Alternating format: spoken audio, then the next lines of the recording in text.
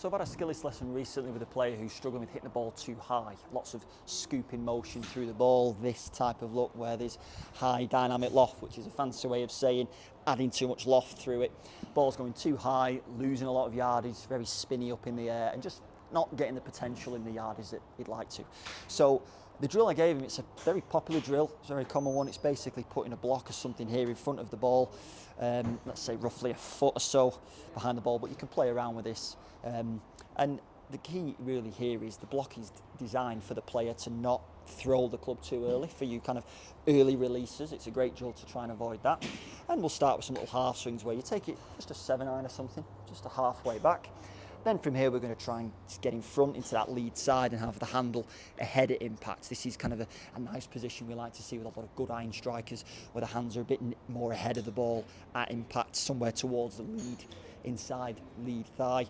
And that's going to get that more compressed strike into the ball, and it's definitely going to help with the ball striking consistency.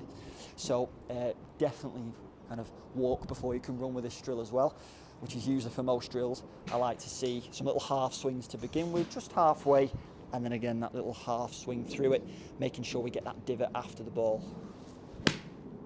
Yeah, so just something nice and smooth to begin with, and I'll slow that down for you so that you can see there how as we come through, the handle is much more forward.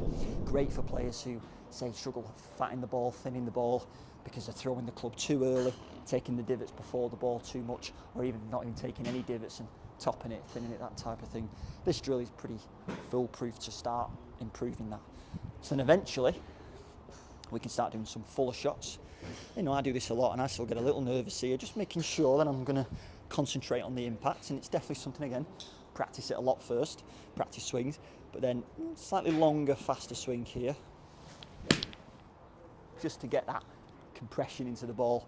Definitely trying to make sure that we kind of get club, then ball, handle much more ahead, presenting a lower loft. The ball should start going definitely further, more penetrative in the flight.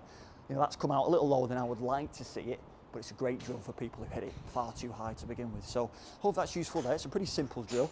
This is a yoga block that we use here at the golf centre, but use something with a bit of height, just so you have to get ahead of it. Towel drill is pretty good as well, just putting a towel there, but I think something with a bit of height, you can definitely get on top of the ball more. Should start seeing a better strike quite quickly.